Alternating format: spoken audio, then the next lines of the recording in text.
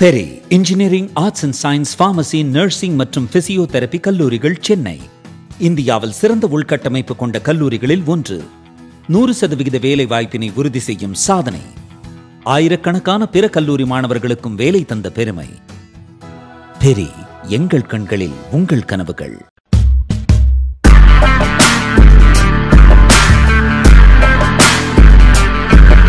வணக்கம் ஜெயன். இன்னைக்கு நம்ம சேனல்ல ஆபரேஷன் மிட்நைட் ஹேமர், அமெரிக்கா வரலாற்றிலே முதல் முறையா ஈரான் மீது நடத்திய ஒரு மிக கடுமையான தாக்குதல், அதை பற்றியான மிஷன் டீட்டெயில்ஸ் பார்க்க போகிறோம். இந்த ஆப்ரேஷனோட பேர் ஆப்ரேஷன் மிட்நைட் ஹேமர். அமெரிக்காவுடைய இராணுவம் இதை செஞ்சாங்க. தேதி ஜூன் 21 சனிக்கிழமை. மொத்த தாக்குதல் நேரம் 25 நிமிஷம். 125 போர் விமானங்கள், அதில் 7 B2 ரக போர் விமானங்களும் பயன்படுத்தியிருக்காங்க. ஸோ B2 ரக விமானங்கள் போகும்பொழுது அது தனியாக போகாது. அதற்கு மிடர் ரீஃபியூலிங், அதற்கு ஹெல்ப் பண்ணுறதுக்கான ரெக்கனைசன்ஸ், அதை பாதுகாக்கிறதுக்கான போர் விமானங்கள், இது எல்லாமே தேவை. ஸோ மொத்தம் 125 விமானங்கள் யூஸ் பண்ணியிருக்காங்க. 14 GBU 57 சொல்லக்கூடிய பங்கர் பஸ்டிங் பாம்ஸ், 30,000 பவுண்ட் எடையுள்ள 14 குண்டுகளை பயன்படுத்தியிருக்காங்க. மேசிவ் ஆர்டினன்ஸ் பெனிட்ரேட்டர் அப்படின்னு சொல்லக்கூடிய பூமியில் 200 அடி துளையிட்டு உள்ளே போய் வெடிக்கக்கூடிய உலகத்தோடைய மிக பவர்ஃபுல்லான சக்தி வாய்ந்த ஒரு குண்டு. அணுகுண்டு அப்படின்றத நம்ம தனியாக எடுத்துகிட்டு பிரித்து வச்சு கன்வென்ஷனல் ஆர்ம்ஸில் நம்ம பார்த்தோம்னா இது கிட்டத்தட்ட 30,000 பவுண்ட் எடையுள்ள ஒரு மிகப்பெரிய குண்டு. அது தவிர ஒரு 14 டொமஹாக் மிசைல்ஸ் இதையும் அவங்க பயன்படுத்தியிருக்கிறாங்க சப்மரீன்லேருந்து. 3 முக்கியமான டார்கெட்ஸ் ஃபர்தோ, நத்தான்ஸ் மற்றும் இஸ்ஃபகான். இந்த ஃபர்தோ இதில் ரொம்ப முக்கியமான இடம். இங்கே தான் அவங்களுடைய அணு ஆயுதங்கள் இருக்கிறதா சந்தேகப்படுறாங்க. குறிப்பாக அந்த அணு ஆயுதத்தை செயல்படுத்த தேவைப்படக்கூடிய மிக முக்கியமான மூலப்பொருளான செறிவூட்டப்பட்ட யுரேனியம் இங்கே தான் இருக்குது அப்படின்னு பார்க்குறோம். B2 பாம்பர்ஸ் அமெரிக்காவுடைய மிசூரியிலிருந்து டேக் ஆஃப் ஆகி கிட்டத்தட்ட 18 மணி நேரம் நான் ஸ்டாப்பாக நிற்காம அதன் பிறகு பசிபிக் பகுதிகளில் இவங்களுடைய அட்டென்ஷனை டைவெர்ட் பண்ணுறதுக்கு, ஏன்னா சைனாவோட சேட்டலைட்ஸும் ரஷ்யாவோட சேட்டலைட்ஸும் கண்காணிச்சுட்டு தான் இருக்காங்க, அவங்கள குழப்பறதுக்கு, திசை திருப்புறதுக்கு பசிபிக் பெருங்கடலில் வேறு சில B2 ரக பாம்பர்ஸை பறக்க விட்டு டைவெர்ட் பண்ணி இவங்க உள்ளே கொண்டு வந்திருக்காங்க அப்படின்றத பார்க்குறோம். இந்த விமானங்கள் எல்லாம் மீண்டும் சேஃபாக போய் தரையிறங்கி இருக்கு. அமெரிக்க தரப்புலேருந்து எந்த விதமான சேதமும் அவங்களுக்கு ஏற்படலை. ஈரானுடைய சேதம் அப்படின்றது அவங்களுடைய மினிஸ்ட்ரி படி, நூர் நியூஸ் அப்படின்னு சொல்லக்கூடிய அவங்களுடைய ஊடகம், ஹெல்த் மினிஸ்ட்ரியோடைய கணக்குப்படி எடுத்திங்கன்னா கிட்டத்தட்ட 430 பேர் கொல்லப்பட்டிருக்காங்க, 3500 பேர் காயமடைஞ்சிருக்காங்க அப்படின்னு சொல்லியிருக்காங்க. அதே மாதிரி பார்த்தீங்கன்னா இதோடைய மிஷன் அப்ஜெக்டிவ் ஈரானுடைய அணு ஆயுதத்தை செய்யக்கூடிய, அணு ஆயுதத்தை உருவாக்கக்கூடிய மிக முக்கியமான 3 ஃபெசிலிட்டி ஃபர்தோ, நத்தான்ஸ் மற்றும் இஸ்ஃபகான், இதை கம்ப்ளீட்டாக தரைமட்டம் ஆக்கியிருக்கோம். இது இன்னைக்கு இனிமேல் ஆப்லிட்ரேஷன் இனிமேல் இல்லாமையே போயிடுச்சு அப்படின்னு சொல்லி அமெரிக்காவுடைய அதிகாரப்பூர்வமான இன்னைக்கு ஊடக ஒரு ஸ்போக்ஸ் பர்சனாகவே இருக்கிறது அவங்க அதிபரே தான், ட்ரம்ப் அவர் தான் சொல்லியிருக்காரு. சேட்டலைட் இமேஜஸ் கடுமையான சேதத்தை காமிக்குது. கிட்டத்தட்ட 6 துளைகள் ஃபர்தோவில் மட்டும் பார்த்தீங்கன்னா கிட்டத்தட்ட அந்த 6 துளைகள் நீங்கள் அந்த இமேஜ் பார்த்தீங்கன்னா தெரியும். மேக்ஸ்வெல் போன்ற கமர்ஷியல் இமேஜிங் நிறுவனங்கள் அதை உறுதி செய்கிறாங்க. ஸோ தாக்குதல் ரொம்ப துல்லியமாக நடந்திருக்கு. அதில் எந்த ஒரு டிஃப்ரென்ஸ் ஆஃப் ஒப்பீனியனுமே இருக்க முடியாது. ஆனால் அந்த அணு ஆயுதம் அது சம்மந்தப்பட்டது முற்றிலும் அழிக்கப்பட்டிருக்கா அப்படின்ற கேள்வி இன்னும் கொஞ்சம் நாளைக்கு அதுக்கு விடை தெரியறதுக்கு இருக்கும். பட் அங்கே அணு ஆயுதங்களுக்கு தேவையான யுரேனியம்லாம் இருந்திருந்ததுன்னா நிச்சயமாக அதில் எதுவுமே மிஞ்சறதுக்கான வாய்ப்பு கிடையாது. ஏன்னா அந்த அளவுக்கு சக்தி வாய்ந்த குண்டுகளை தான் அமெரிக்கா பயன்படுத்தியிருக்காங்க. இப்போது இந்த ஃபெசிலிட்டி அப்படின்றது இவங்க இந்த தாக்குதலுக்கு ஜூன் 21க்கு ஒரு 5 நாட்களுக்கு முன்னாடி தான் ட்ரம்ப் நான் 2 வாரம் டைம் தரேன் அப்படின்னாரு. ஸோ அந்த நாட்டோடைய கதை, திரைக்கதை, வசனம், டைரக்ஷனில் ஆரம்பித்து போஸ்ட் ஓட்டர்லேருந்து கிட்டத்தட்ட எல்லாமே ட்ரம்ப் தான் பண்ணிட்டு இருக்காப்புல. ஏன்னா ட்ரம்ப்போட இந்த தாக்குதலுக்கு அவங்களுடைய நெருங்கி இருக்கக்கூடிய தளபதிகள், குறிப்பாக துல்சி கபார்டு போன்றவர்கள் இதுக்கு ஆதரவாக இல்லை. அவங்க கொடுத்த இன்ஃபர்மேஷன், அவங்க கொடுத்த ப்ரீஃபிங் வேற. அதை ட்ரம்ப் அவர்கள்கிட்ட உங்களுடைய உளவுத்துறையோட தலைவரே இப்படி சொன்னாருன்னு கேட்டதுக்கு அவங்க தப்பாக சொல்லிட்டாங்கன்னாரு. ஸோ ஒன் மேன் ஈகோவாக தான் இது போயிருக்கு. இதை பற்றி நம்ம டீட்டெயிலாக பேசுவோம். ஸோ மிஷன் உங்களுக்கு என்ன நடந்திருக்குன்றது உங்களுக்கு புரிஞ்சிருக்கும்னு நினைக்கிறேன். இப்போது இவங்க ஜூன் 21ஆம் தேதி ஒரு 18 மணி நேரம் லாங் ஃப்ளைட் எடுத்துகிட்டு போகிறாங்க. 2001 செப்டம்பர் 11 இரட்டை கோபுர தாக்குதலுக்கு பிறகு அமெரிக்கா நடத்திய தாக்குதல். அதுக்கு ஒரு 24 வருடம் கழித்து இந்த அளவுக்கான ஒரு மேசிவான ஒரு ஸ்ட்ரைக்கை அமெரிக்கா முதல் முறையாக பண்ணியிருக்காங்க. 24 வருட கேப்புக்கு பிறகு டிஃபெக்ஷன் ஸ்ட்ராட்டஜி யூஸ் பண்ணியிருக்காங்க. B2 ரக பாம்பர்ஸை பசிபிக்கில் பறக்க விட்டுட்டு அங்கிருந்து வாஷிங்டன் மற்றும் டாம்பா இந்த 2 இடங்கள்ல தான் அதோட பிளானர்ஸ் இருந்திருக்காங்க. ஸோ அவங்களுடைய ET டைம் படி, ஈஸ்டர்ன் டைம் படி 6:40 7:05 வெறும் 25 நிமிஷம் தான் ஈரானுடைய சர்ஃபேஸ் டு ஏர் மிசைல்ஸ், ஈரானுடைய Chinese made air defence systems, ஈரானுடைய ரஷ்யாவுடைய ஏர் டிஃபென்ஸ் சிஸ்டம்ஸ், இது எதுவுமே இந்த விமானங்களை கண்டுபிடிக்கவும் முடியல, அந்த ஏவுகணைகள் டொமஹாங்கையும் கண்டுபிடிக்க முடியல, அதை தடுக்கவும் முடியல அப்படின்றத பார்க்குறோம். ஸோ ஒரு நாட்டுக்கு எவ்வளோ கோடி பணம் இருந்தாலும், எவ்வளோ வலிமையான தரைப்படம் இருந்தாலும், ஏவுகணை தடுப்பு அப்படின்றது எவ்வளோ முக்கியன்றது ஈரான்கிட்ட கற்றுக்கலாம். இந்தியா இத்தனை வருட காலம், கடந்த 20 வருட காலத்தில் ஏவுகணை 4 அடுக்கு பாதுகாப்பை நம்ம கொண்டு வந்தது, அவ்வளோ தடைகளை மீறி நம்ம போய் S-400 வாங்கினது, ஆகாஷ் தீரன் நம்ம ஒரு ஃபுல் சிஸ்டமாக கொண்டு வந்தது, ஆகாஷோட அடுத்தடுத்த அப்கிரேடேஷனை நம்ம இன்வெஸ்ட் பண்ணது எவ்வளோ முக்கியம்னு நம்ம புரிஞ்சுருக்கணும்னு நினைக்கிறேன். இப்போது இதோட இம்பேக்ட் என்ன? அமெரிக்காவுடைய டிஃபென்ஸ் செக்ரட்டரி பீட்டர் ஹெக்ஸெட் சொல்கிறது கம்ப்ளீட்டாக டெவாஸ்டேட்டட் அண்ட் ஆபிலிட்ரேட்டட், அங்கே எதுவுமே கிடையாது, அங்கே அணுவாயுதன்ற பேச்சுக்கே இடம் கிடையாது அப்படின்றத அவர் சொல்கிறாரு.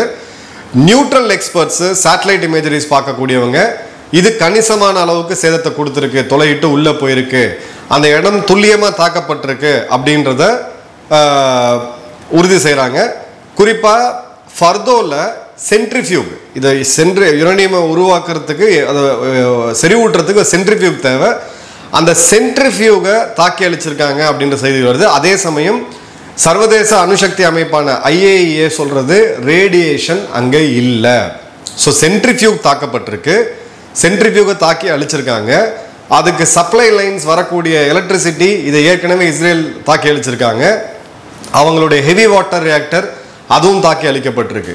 பட் $1 மில்லியன் கொஸ்டின் என்னன்னா, அங்கே உள்ள இருக்கக்கூடிய செறிவூட்டப்பட்ட யுரேனியம் என்ன ஆச்சு அப்படின்ட்டு தான்.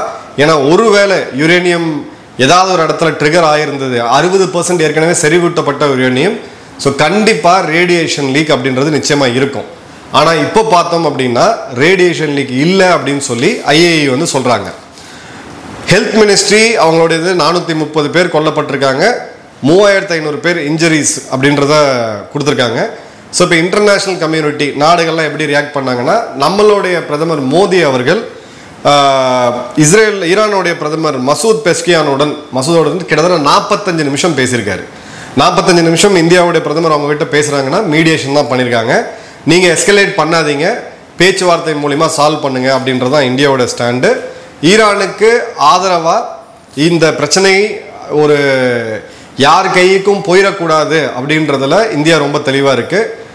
மக்கள் நம்ம என்ன பண்ணுறோம் அப்படின்னா, ஒன்று இஸ்ரேல் சார்பு எடுக்கிறோம், இல்லை ஈரான் சார்பு எடுக்கிறோம், அது தேவை கிடையாது. நம்மளுடைய ஃபாரின் பாலிசி படி பார்த்தீங்கன்னா ஈரான் நம்மளுடைய ஒரு நட்பு நாடு, இஸ்ரேல் நம்மளுடைய நெருங்கிய நண்பன். 2 ஃப்ரெண்ட்ஸ் சண்டை போடுறாங்க, ஒரு நெருங்கிய ஃப்ரெண்டும் ஒரு ஃப்ரெண்டும் சண்டை போடுறாங்க அப்படின்ற போது இந்த இடத்துல நம்ம சந்தோஷப்படுறதுக்கு எதுவுமே கிடையாது. ஏன்னா நாளைக்கு ஸ்ட்ரெயிட் ஆஃப் ஹார்மோஸை ஈரான் க்ளோஸ் பண்ணாலோ, இல்லை அங்கே இருக்கக்கூடிய கடல் பகுதிகளில் கன்னி வெடிகளை வீசி வச்சாலோ, நீங்களும் நானும் தான் பெட்ரோல் டீசலுக்கு தேவைக்கு அதிகமான பணம் தான் இங்கே செலவு பண்ணிகிட்டு இருப்போம். அது நம்ம நாட்டுடைய பொருளாதாரத்துக்கு நல்லது கிடையாது. 2வது, ஈரான் என்றைக்குமே இந்தியாவை எதிர்த்த நாடு கிடையாது. கமேனி அவர்கள் சில கமெண்ட்ஸ் காஷ்மீரை பற்றி பேசியிருந்தாலும் இந்தியாவுக்கு ஆதரவாக பல நிலைகளில் ஈரான் இருந்திருக்காங்க. எல்லா நாட்டு மக்கள் குடிமக்களுமே சைனாவுடைய நிலைமை இது, நம்மளுடைய சீனாவை சேர்ந்த ஈரானில் இருக்கக்கூடிய நண்பர் எனக்கு நேரடியாக தெரிவித்தது. அங்கே அவங்களுடைய கான்சுலேட்டுக்கு ஃபோன் பண்ணால் யாரும் ஃபோன் எடுக்கிறது கிடையாது. சைனாவோடைய ஆயிரக்கணக்கான மக்கள் அங்கே ஒர்க் பண்ணிட்டு இருக்காங்க சைனாவுடைய ப்ராஜெக்ட்ஸில் ஈரானில். அவங்க எல்லாம் இப்போ தப்பிச்சு வளைச்சு பந்தர் அப்பாஸ் துறைமுகத்திலிருந்து தப்பிச்சு எப்படியாவது கையில் கிடைக்கக்கூடிய வண்டிகள் எடுத்துக்கிட்டு துருக்கி எல்லைக்கும் அர்மேனிய எல்லைக்கும் போய் அங்கிருந்து உயிர் தப்பிக்கிறதுக்கான நிலைமையில அவங்க இருக்கிறாங்க. 15 லிட்டர் பெட்ரோல் மற்றும் டீசல் தான் ஒரு முறை நீங்கள் நிரப்ப முடியும் அப்படின்ற ரூலுமே வச்சுருக்காங்க. ஏன்னா நிறைய இடத்துல அங்கே சப்ளை டிஸ்டர்பன்ஸ் நடந்துகிட்டு இருக்கு. ஈரானுடைய அரசாங்கம் இவங்களுக்கு பெரிய லெவலில் ஹெல்ப் பண்ணலை, ஏன்னா பண்ணக்கூடிய நிலைமையில் அவங்க இல்லை. ஆனால் சைனா இவ்வளோ பெரிய விமானப்படை, இவ்வளோ பெரிய தரைப்படை, சொந்த நாட்டு மக்களை காப்பாற்றுறதுக்கும் அங்கே இருக்கக்கூடிய மக்களுடைய ஃபோன் கால்ஸ் எடுக்கிறதுக்கு கூட அவங்க தூதரகம் ரெடியாக இல்லைன்றதான் நிஜமான உண்மை. அதே சமயம் இந்தியாவுக்காக இந்த போரில் இவ்வளோ கலவரம் நடந்துட்டு இருக்கும்போது, அவங்களுடைய மொத்த வான் எல்லையும் டோட்டலாக ஷட் டவுன் ஆகிருக்கும்போது 1000 பேருக்கு மட்டும் இந்திய விமானங்கள் அனுப்பிச்சு நம்ம திரும்ப எடுத்துகிட்டு வரக்கூடிய ஆப்ரேஷன் சிந்து அப்படின்னு சொல்லி நம்மளுடைய மக்களை மீட்டெடுக்கிறதுக்கு ஈரான் எல்லா உதவிகளுமே செஞ்சுருக்கு. Thank you Iran. ஏன்னா இது ஒரு பெரிய ஒரு டிப்ளமேசி மட்டுமே இல்லாமல் ஒரு நண்பர்களுக்கு உண்டானது. அதே சமயம் இஸ்ரேலும் பார்த்தீங்கன்னா இந்தியாவுடைய இன்வெஸ்ட்மெண்ட்ஸ் இருக்கக்கூடிய நம்மளுடைய சபஹார் துறைமுகத்தை தாக்கலை. அதே மாதிரி இந்தியாவுடைய விமானங்கள் வெளியில் வரும்போது கிட்டத்தட்ட அந்த 1.5-2 மணி நேரம் பார்த்தீங்கன்னா இஸ்ரேல் ஈரான் மேலே தாக்குதல் நடத்தலை. ஸோ ரெண்டுமே நமக்கு நட்பு நாடுகள். 2 நாடுகளுமே ஒருத்தர் சண்டை போடக்கூடாது அப்படின்றதான் நம்மளோட நிலையுமே இருக்கும். ஸோ நம்மளுடைய டிப்ளமேசி எங்கே இந்தியர்களுக்கு என்ன ஆனாலும் நாங்கள் நிற்போம் அப்படின்றத பல முறை நம்ம பார்த்துருக்கோம். உக்ரைனில் மீண்டும் ஒரு முறை ஈரான் இஸ்ரேல் யுத்தத்தில் ஆப்ரேஷன் சிந்து அப்படின்றது ரொம்ப தெளிவாக ப்ரூவ் ஆயிருக்கு. 2 அரசுகளுக்குமே நம்ம நன்றியை சொல்லணும். இப்போ அடுத்தது இந்த இம்பாக்ட் அசஸ்மெண்ட் நம்ம பார்த்துருக்குறோம். இப்போ உலக நாடுகள் எப்படி சவுதி இதை கண்டம் பண்ணுறாங்க, இல்லை டிஎஸ்கலேஷனுக்கு வாங்க அப்படின்ட்டு. சவுதியோடைய அரசாங்கம் இதற்கு பின்புலத்தில் முழு ஆதரவு கொடுக்குது. கத்தாருடைய அரசாங்கம் முழு ஆதரவு கொடுத்துருக்கு. யுஏஇ அவங்களும் முழு ஆதரவு கொடுத்துருக்கோம். இப்போ எல்லா இந்த அரப் வேர்ல்டில் ஈரானுக்கு எதிராக அனைத்து இஸ்லாமிய நாடுகளும் ஒன்று கூடியிருக்காங்க அப்படின்றத, அவங்களுக்கு எதிராக ஒன்று கூடியிருக்காங்கிறது தான் இன்னைக்கு ப்ராக்டிக்கலான ஜியோ பாலிட்டிக்ஸ். இதில் இவங்க வெளியில் இவங்க சொல்லக்கூடிய அந்த கடும் எதிர்ப்பு இதெல்லாம் பேசினாலும் ஓப்பனாகவே ஆதரவு கொடுத்துருக்காங்க. யுஏஇயோடைய ஏர் ஸ்பேஸ் பயன்படுத்தப்பட்டிருக்கு, பாகிஸ்தானுடைய ஏர் ஸ்பேஸ் பயன்படுத்தப்பட்டிருக்கு, ஈஜிப்தோடைய ஏர் ஸ்பேஸ் பயன்படுத்தப்பட்டிருக்கு, சிரியா, ஈராக், லெபனன் இந்த எல்லா நாடுகளுடைய ஏர் ஸ்பேஸை கடந்து தான் அமெரிக்காவுடைய போர் விமானங்கள் ஈரானுக்குள்ள நுழைஞ்சிருக்காங்க. அவங்களுக்கு இந்த ஆப்ரேஷனை மொத்தமே கண்ட்ரோல் பண்ணது எங்கன்னு பார்த்தீங்கன்னா கத்தாரில் பஹ்ரைனில் இருக்கக்கூடிய சென்ட்ரல் கமாண்ட் மூலியமாக தான். யூஎஸோடைய ஒரு கமாண்ட் ஹெட் குவார்ட்டர் அங்கே இருக்கு. ஸோ இந்த நாடுகள் இன்னும் இந்த ஷியா சுன்னி பிரிவு ரைவல்ரி அப்படின்றது எந்த அளவுக்கு போயிருக்கு அப்படின்றத பார்க்குறோம். ஈரானில் ஒரு ஆட்சி மாற்றத்தை ஏற்படுத்தணும்னு சொல்லி இந்த எல்லா நாடுகளுமே கங்கணம் கட்டி நின்று இருக்காங்க. இதுதான் இன்னைக்கு இருக்கக்கூடிய ஜியோ பொலிட்டிக்கல் ரியாலிட்டி. ரஷ்யா இதை கண்டிக்கிறாங்க, ஆனால் ரஷ்யா எந்த விதமான உதவியும் ஈரானுக்கு செய்யலை. ஆனால் ரஷ்யா ஒரு பிரச்சனையில் இருக்கும்போது 2022-23 காலகட்டங்களில் தங்களுடைய ப்ரொடக்ஷனை நிறுத்தி, தங்களுடைய தேவைக்கு உண்டான ப்ரொடக்ஷனை நிறுத்தி அவசரமாக அந்த காமிகாசி ட்ரோன்ஸை ரஷ்யாவுக்கு அனுப்பிச்சு வச்சாங்க ஈரான்.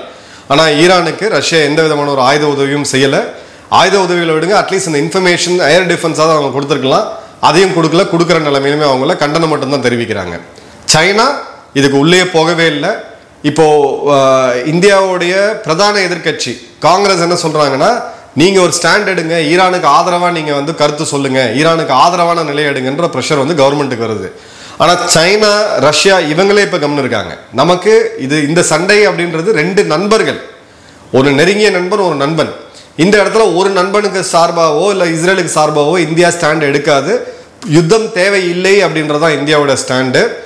இந்த இடத்துல சைனா கம்ப்ளீட் சைலன்ஸ்ல இருக்காங்க. அவங்களுக்கு இந்த போர்ல ஆக்சுவல் லூசர் யாருன்னு பார்த்தீங்கன்னா சைனா தான். இதோட எஃபெக்ட் சைனா மேல எந்த அளவுக்கு இருக்கும்ன்றத அடுத்த 6 மாத காலத்துக்குள்ள பார்ப்பீங்க. கிட்டத்தட்ட 25% டிஸ்கவுண்ட்ல சைனா ஈரான் வந்து ஆயில் அண்ட் கேஸ் வாங்கிட்டு இருக்காங்க. அதுவும் யுவான்ல, டாலர்ல கிடையாது, யுவான்ல. அந்த யுவானை மீண்டும் ஈரான் சைனாட்ட கொடுத்து சைனாவுடைய கூட்ஸை வாங்கிட்டு இருக்காங்க, பாட்டல் முறையில் பண்ணிட்டு இருக்காங்க. இன்னைக்கு அந்த ஆயிலோடைய சப்ளை தடைப்பட்டுச்சுன்னா சைனாவுடைய உற்பத்தியோடைய காஸ்ட் அப்படின்றது அதிகமாகும். இது உலகம் முழுக்க முதல்ல சைனா கட்டி உள்ளோம், அதுக்கப்புறம் உலக நாடுகள் எல்லாரும் மேலேயும் இந்த சீப்பா சீன பொருட்களை வாங்கி பயன்படுத்திட்டு இருக்கக்கூடிய நாடுகள் எல்லாத்து மேலேயும் இதை தாக்கம் வரும்.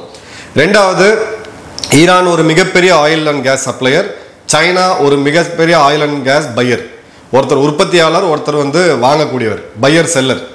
இப்போ இந்த இடத்துல ஈக்குவேஷன் தப்பாச்சு அப்படின்னா கச்சா எண்ணெயோட விலையுமே உயரும் அப்படின்றத நம்ம பார்க்குறோம். ஸோ எந்த ஒரு நாடுமே இன்னைக்கு ஈரான் கூட முழு ஆதரவு கொடுக்கல.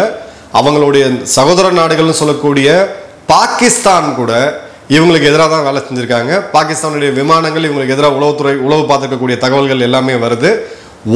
ஒரு கண்டம்னேஷனும் கிடையாது, எதுவுமே கிடையாது. பாகிஸ்தானில் இதுக்கு ஆதரவாக, அங்கே ஈரானுக்கு ஆதரவாக அங்கே இருக்கக்கூடிய பஸ்தூனிகள் இவங்களுடைய லைன்ஸை கட் பண்ணுறாங்க, ரோடெல்லாம் கட் பண்ணுறாங்க. சிறு லெவலுக்கு உண்டான டிஸ்டர்பன்ஸ் அங்கே வந்து வஜிரிஸ்தானில் நடக்குது. கம்ப்ளீட்டாக ஈரானை இப்போ தனிமைப்படுத்தியிருக்காங்க அப்படின்றதான் பார்க்குறோம்.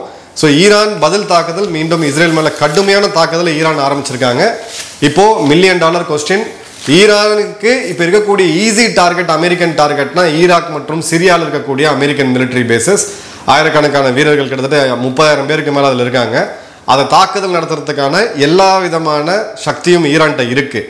ஆனால் அதை செய்யுமா ஈரான் அப்படின்னு தான் $1 மில்லியன் கேள்வி. இன்னொரு அப்டேட்டை மீண்டும் பார்ப்போம். நன்றி, வணக்கம், ஜெயஹிந்த்.